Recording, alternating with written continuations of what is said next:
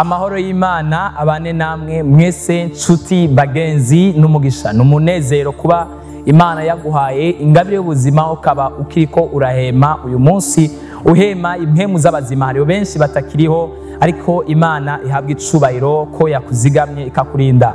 Nagomba rero turushirize kubandanya gusangira ku butumwa bwiza tumazeho iminsi tuganira ku bantu benshi kumbure Satani yashize mu mabohero atandukanye. They work hard, barakora cyane, baramara imyanya minini bariko barakora ariko ntibashobore kuronka. Barakurikiza ibwirizwa Yesu Kristo abahaye ati murondere muzoronka, mudodore muzokugururirwa, muhamagare kandi muzokwitabwa.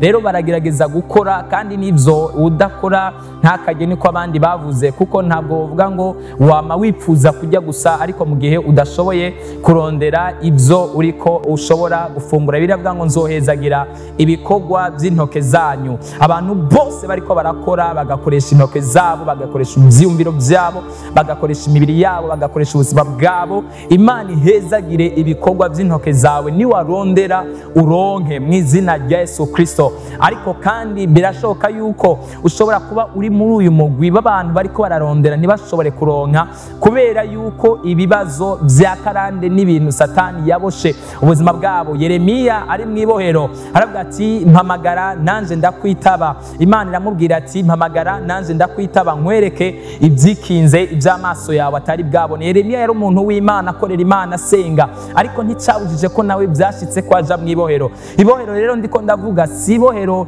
risanzwe, ibohero rya umuntu ashobora kuboha mu buryo bugaragara. Ndiko ndavuga ibohero ryo mu buryo bw'imwemu Satani ashobora kubohesha umuntu kandi umuntu ntabone yuko yaboshwe. Igizokwereka rero ko waboshwe ni mu gihe ugerageza gukora ya mabwirizwa yose Imana itubwira yo gukora, ariko you try ugakora ariko ukabura ntushobore kuronka. Ugashobora kurondera ukirirwa umunsi wose ukabura.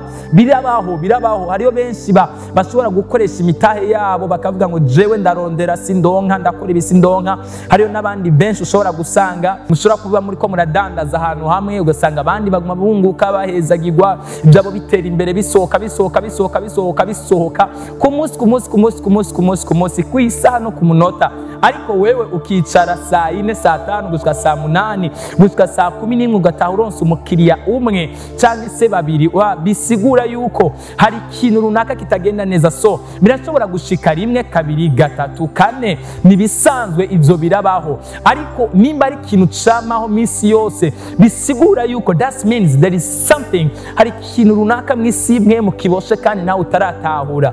Bwira Imana uyihamagare nuko yavuze ati mpamagara nanje ndakwitaba, ndakweretse ibyikinze iby'amaso atari bwabone. Hari ibyo ukeneye amaso yakeneye kubona, tell God to open for you. Imana isenyura ibihome n'ibisika by'amabohero Satani yagushizemo ushobore kurondera uronke. Rero aho ni mu buryo bw'umubiri, ariko hari n'abandi baboshwe mu buryo bw'imwemu, mu buryo bw'ibigaragara, mu buryo bw'amafaranga, mu buryo bw'ibyaha. Baboshwe mu buryo bw'ibyaha barashobora kwihana ariko ibyaha bikaguma bibizingirako. Bamwe mbere ntibanihana nibanamenya ko bakoze n'ibyaha. Hari n'abandi bafise ingeso nyinshi zitandukanye, baboshwe n'ingeso nyinshi zitandukanye, ingeso z'ububeshi, ingeso z'ubusuma, ingeso zo kwisambanya cyangwa se masturbation. Ibosha abantu benshi kandi n'icyaha kibosha abantu benshi cyane gose bama bisanga muri ico cyaha. Gituma ndakivuzeho ni kubera yuko abenshi bakihana kigasubira kikabizingiraho, kandi n'icyaha kandi n'icyago kuko gifite ingaruka nyinshi zitandukanye, yaba mu buryo bw'imhemu mbere no mu buryo bw'umubiri. Bama bakihana kubera ko kiratuma baba addicted, bagatuma babohwa ku buryo misi yose yavuze ati sinza kugikora ariko agasubira akagikora. Kandi reka dusome rero ijambo ry'Imana riri muri Yesaya 61 ku murongo waho wa mbere. Turasoma mu izina rya Yesu. Mwemu uhora hari kuri jewe, kuko uhoraho yandobanuje amavuta ngo mbwire abaciye bugufi ubutumwa bwiza. Yantumye gutubika imitima imenetse no kumenyesha abarindwa ko barekuwe n'imbohe ko zugururiwe. Ibohero ryose Satani yagushizemwo Imana iri gukuremwo, yaba iryo mu buryo bw'impwemu n'iryo mu buryo bw'umubiri, yaba ivyaha wihanye bikanka kuvaho, yaba ivyaha vya karandi, yaba imizimu y'abapfuye, yaba ingorane zose ziguma zikwikurikiza, Imana izigukure ko mu izina rya Yesu. Birashoboka mwene data ko uyu munsi canke se iyi saa turiko turavugana hari ibintu byinshi biriko birakoma inyuma, bigukurikira inyuma, biguherekeza inyuma. Rero ubwira Imana icagagura akagozi kose kavane n'ubuzima bwawe mu izina rya Yesu Kristo Nazareti. Amen.